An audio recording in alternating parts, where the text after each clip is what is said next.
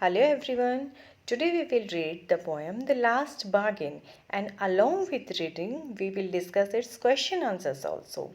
So this poem is written by Rabindranath Tagore, and you know very well Rabindranath Tagore is also known as Gurudev. He was a great poet, and our national anthem Jana Gana Mana was also written by him. He was born on 7th May 1861 and passed away on 7th August 1941. इस poem के अंदर poet हमें क्या समझाने की कोशिश कर रहा है कि what is the real happiness of life. हमें ऐसी क्या चीज़ है जब भी हम उसको देखेंगे तो हमें हमेशा हैप्पीनेस ही फील होगी। So, before reading the poem, let's discuss its title first. The Last Bargain. Bargain. What is this bargain? क्या होता है ये? एग्रीमेंट होता है ये एक तरह का जो दो पार्टीज के बीच में होता है कि मैं तुम्हारे लिए ये कर देता हूँ, तुम मेरे लिए ये कर दो। एक तरह का सौदा हम बोल सकते हैं हम इसको। तो इस पोएम के अंदर जो एक पर्सन है वो रविंद्रनाथ खुद ही है। वो अपने लिए काम की तलाश कर रहा है। वो चाहता है कि कोई उसे हायर कर ले, कोई उसे काम दे। उसको कई मौके भी मिलते हैं लेकिन जितने भी बार्गेन होते हैं वो सबको रिजेक्ट कर देता है किसी ना किसी रीज़न से। लेकिन लास्ट वाला जो बार्गेन है वो एक बच्चा ऑफ़र करता है उसको। तो वो जो ऑफ़र होता है वो उसको बहुत ज़्यादा पसंद करता है, बहुत स्ट्राइक करता है उसके माइंड के अंदर। उस बार्गेन में क्या था और क्यों वो उसको अपने लिए बेस्ट चूज़ करता है। Let's read in the poem. Come and hire me I cried while in the morning. एक सुबह की बात है, मैं एक रोड के ऊपर से जा रहा था और ज़ोर ज़ोर से चिल्ला रहा था, कम एंड हायर मी, आओ और मुझे हायर करो, मीन्स मुझे काम दो। I was walking on the stone paved road. Stone paved road means a road that is made of stone. तो मैं एक ऐसे रोड के ऊपर जा रहा था जो कि पत्थरों से बना हुआ था। फिर उसी समय क्या हुआ, sword in hand the king came in his chariot. तभी वहाँ पे एक किंग आते हैं अपने चैरियट में बैठ के, अपने रथ पे बैठ के, और उन्होंने अपने हाथ में एक स्वॉर्ड उठाई हुई थी। स्वॉर्ड जो होता है वो किंग की पावर को शो करता है कि किंग बहुत पावरफुल है। वो आते हैं और क्या कहते हैं, he held my hand and said, held, held means पकड़ना, कॉट करना। उन्होंने अपने हाथ में मेरे हाथ को पकड़ा और कहा, I will hire you with my power. वो कहते हैं कि मैं तुम्हें हायर करूँगा, मैं तुम्हें काम दूंगा। किसके बदले में? मेरी पावर के बदले में मैं तुम्हें काम दूंगा। मतलब मैं बहुत पावरफुल हूँ और मैं तुम्हें काम दे सकता हूँ। लेकिन उसी समय पोइट के माइंड में क्या स्ट्राइक हुआ, but his power counted for nought. Counted for nought means have no effect. Yes, this means have no effect. लेकिन उसकी जो पावर थी, उसका जो रौब था किंग का, उसने कोई ज़्यादा इफ़ेक्ट नहीं डाला मेरे ऊपर। मुझे वो चीज़ ज़्यादा पसंद नहीं आई क्योंकि ऐसा लगा कि जब तक राजा के पास उसके स्वॉर्ड है, उसके पावर है, तभी तक वो पावरफुल है, तभी तक वो मुझे काम दे सकता है। आफ्टर दैट मैं फिर से जॉबलेस हो जाऊंगा। और फिर मुझे क्या लगा कि मुझे उस ऑफ़र को रिजेक्ट कर देना चाहिए। तो पोइट ने उस ऑफ़र को रिजेक्ट कर दिया। And he went away in his chariot. Went away means वापस चले जाना। तो जो किंग था वो अपने चैरियट में बैठ के वहाँ से वापस चला जाता है। In the heat of the mid day the houses stood with shut doors. अब वो बहुत ज़्यादा गर्मी का दिन था और बिल्कुल दोपहर का टाइम था। जितने भी हाउसेस थे उनके डोर्स सबके शट थे, क्लोज थे, सभी के दरवाजे बंद थे। I wandered along the crooked lane. I wandered, wandered होता है रोमिंग करना, इधर उधर भी घूमना। क्रोकेड लेन, लेन जो होती है, क्रोकेड मीन्स होता है दैट इज़ नॉट स्ट्रेट। अगर हम बोलते हैं क्रोकेड पर्सन, इट मीन्स एक डिसऑनेस्ट पर्सन जो कि स्ट्रेट फॉरवर्ड नेचर का नहीं है। लेन क्रोकेड है, इट मीन्स वो बिल्कुल स्ट्रेट नहीं है, वहाँ पे बहुत ज़्यादा मोड़ है उसके अंदर। तो मैं एक लेन में से गुजर रहा था जो कि जिसमें बहुत ज़्यादा मोड़ आए हुए थे। And an old man came out with his bag of gold. तभी वहाँ पे एक बूढ़ा आदमी आता है, उसके पास एक बैग था जिसमें बहुत सारे गोल्ड कॉइन्स रखे हुए थे। He pondered in said, Pondered. This word means to think. Yes, this word pondered means to think, सोचना. उस आदमी ने सोचा और फिर क्या कहा? I will hire you with my money. मैं तुम्हें हायर करूँगा मेरे पैसे के बदले में. मतलब मैं तुम्हें काम दे सकता हूँ, लेकिन किसके बदले में दे रहा हूँ? पैसे के बदले में दे रहा हूँ. तुम मेरा काम करो, मैं रिटर्न में तुम्हें पैसे दूंगा.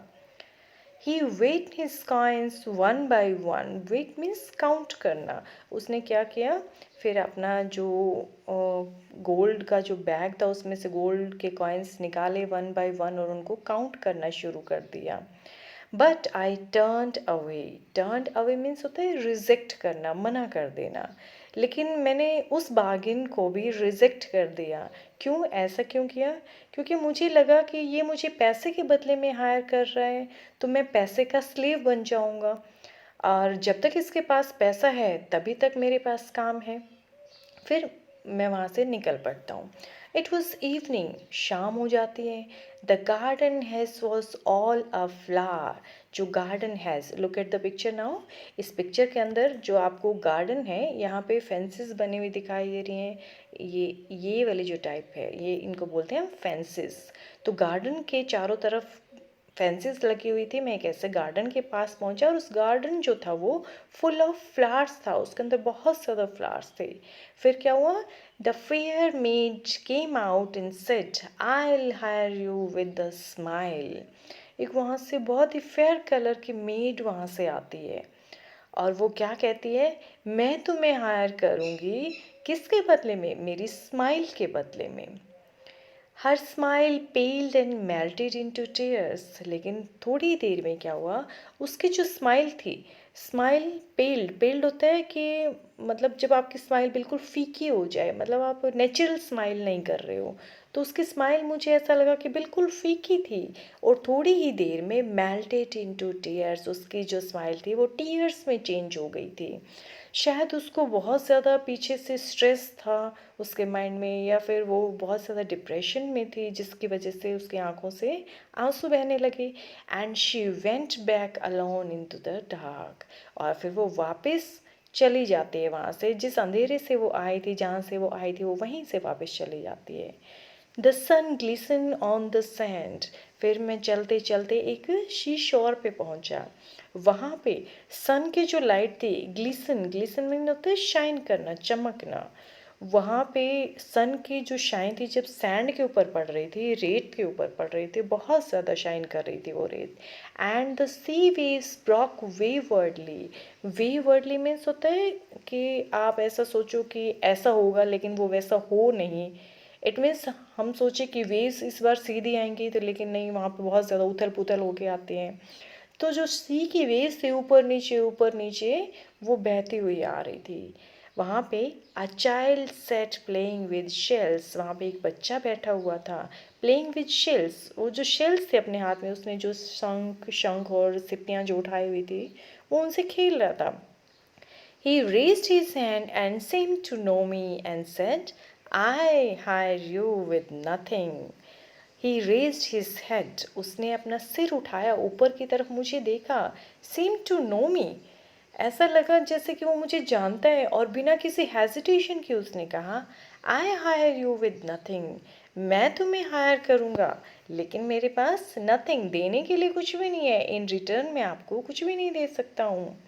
From henceforward, that bargain stuck in child's play made me a free man. From henceforward means from that point, after the reply. मुझे उस बच्चे के इनोसेंट रिप्लाई के बाद ऐसा लगा कि ये जो बार्गेन था, स्टक इन, वो स्ट्राइक की जो पास्ट फॉर्म होते हैं उसको बोलते हैं स्टक. इस बार्गेन ने मुझे बहुत ज़्यादा स्ट्राइक किया, बहुत ज़्यादा अट्रैक्ट किया, मुझे बहुत पसंद आया बार्गेन. और अब ये बार्गेन मुझे कैसा लगने लग गया था? Child's play means very easy. अब ये बार्गेन मुझे बहुत अच्छा लगने लग गया था. लगा था जैसे ये सौदा बहुत ही आसान है. Made me a free man. अब मैं अपने आप को बिल्कुल फ्री फील कर रहा था, जैसे कि मैं किसी का स्लेव नहीं हूँ. मैं बिल्कुल फ्री हूँ, आज़ाद हूँ. इट मीन्स यहाँ पे गुरुदेव जी ने 2 पॉइंट्स को स्ट्राइक किया है. One is freedom. कि इंसान के लिए सबसे इम्पॉर्टेंट चीज़ होती है उसकी फ्रीडम। सेकंड इज़ हमें हैप्पीनेस कब मिलती है? स्टार्टिंग में हमारा क्वेश्चन था कि वो बार्गेन क्या था? वो बार्गेन जो है, वो सौदा जो है, खुशी का सौदा था। वो बच्चा उसको हायर करता है, उसके पास देने के लिए कुछ नहीं है एक्सेप्ट द चीयर। उसके पास खुशी, उसकी स्माइल, उसकी इनोसेंसी, इन सब के देने के अलावा उसके पास कुछ भी नहीं था। सो पोइट कहता है कि जितनी भी मटेरियलिस्टिक थिंग्स हैं, जैसे कि गोल्ड, पावर, ब्यूटी, ये कुछ एक टाइम के लिए उसके बाद फेड अवे हो जाती हैं, ये ख़त्म हो जाती है। लेकिन जो नेचुरल ब्यूटी होती है, जैसे इनोसेंस है, जिस भी बच्चे के कांटेक्ट में हम कभी भी आते हैं तो हमें बहुत अच्छा लगता है, हमें ऐसा लगता है कि हम खुद ही बच्चे हो जाते हैं। तो ये जो चीज़ें होती हैं, ये हमेशा हमें हैप्पीनेस फील कराती हैं। तो ये चीज़ की वजह से उसको वो बार्गेन बहुत ज़्यादा अट्रैक्ट करता है, बहुत ज़्यादा उसको बेस्ट लगता है कि यही मेरे लिए अच्छा है। तो this was the poem. Let's discuss it's question answers now. First question is, who is the speaker in the poem? तो आप ऑलरेडी जानते हैं कि स्पीकर कौन है, बोलने वाला कौन है, इस पोएम में कौन बातें कर रहा है। पोइट जो रविंद्रनाथ टैगोर हैं, वही जो हैं स्पीकर हैं इस पोएम के अंदर। Second question is, the king sword in hand suggest. King जो अपने हाथ में एक स्वॉर्ड लिए हुए, एक तलवार लिए हुए होते हैं, ये क्या चीज़ सजेस्ट करता है? वेल्थ, धन दौलत को शो करता है। पावर, क्या ये उसकी ताकत को शो करता है? मोर पावर देन वेल्थ, धन दौलत से ज़्यादा पावर को शो करता है। So our answer is, the king sword in hand suggest power, कि जो किंग अपने हाथ में स्वॉर्ड लिए हुए होता है वो उसकी पावर को सजेस्ट करता है, उसकी ताकत को सजेस्ट करता है। Next question is, the old man offered the speaker a lot of money. जो ओल्ड मैन था वो स्पीकर को बहुत ज़्यादा मनी देना चाहता था हायर करने के बदले में। Why did he turn down the offer? Turn down means reject करना। फिर पोइट ने उस ऑफर को क्यों रिजेक्ट कर दिया? And answer is, he did not want to be the slave. जो पोइट है वो स्लेव नहीं बनना चाहता, गुलाम नहीं बनना चाहता है ऑफ दैट थिंग, उस चीज़ का, which could not give him the real happiness, जो उसको सही रूप से खुशी तो दे ही नहीं सकती है। उसके पास खुशी तब तक ही है जब तक कि उसके पास पैसा है, पैसा गया और खुशी ख़त्म। तो रियल हैप्पीनेस तो उसको मिली नहीं, इसलिए वो उस चीज़ को पसंद नहीं करता है। So he turn down the offer, इसलिए उसने उस ऑफर को रिजेक्ट कर दिया। Next question is, find in the poem lines that match the following, read both one after another. हमें कुछ यहाँ पे लाइन्स दी गई है, हमें उनको रीड करना है और हमें फिर पोएम से वो लाइन्स छांटनी है जो इनके मीनिंग को शो करती हैं। I have nothing to give you except the good will and cheer। मेरे पास देने के लिए तुम्हें कुछ भी नहीं है सिवाय गुडविल यानी कि अच्छाई की, एंड cheer और खुशी के। ये किसने बोला था? ऑफकोर्स ये उस चाइल्ड ने बोला था। तो लाइन है, I hire you with nothing. मैं तुम्हें हायर कर रहा हूँ बट रिटर्न में मेरे पास देने के लिए कुछ भी नहीं है। Second line is, her happiness was no more than sorrow in disguise. उसकी खुशी जो है बिल्कुल कुछ भी नहीं थी, उसकी खुशी के पीछे डिस्गाइज मतलब पीछे दुख छुपा हुआ था। और ये किससे रिलेटेड है? उस लेडी से रिलेटेड है। So answer is, her smile pale and melted into tears. उसकी स्माइल बिल्कुल फीकी थी और वो जल्दी ही टीयर्स में चेंज हो जाती है। The Kings might was not worth much. Kings की जो ताकत थी वो ज़्यादा वैल्यूएबल नहीं थी। ये कौन सी लाइन में शो किया गया है?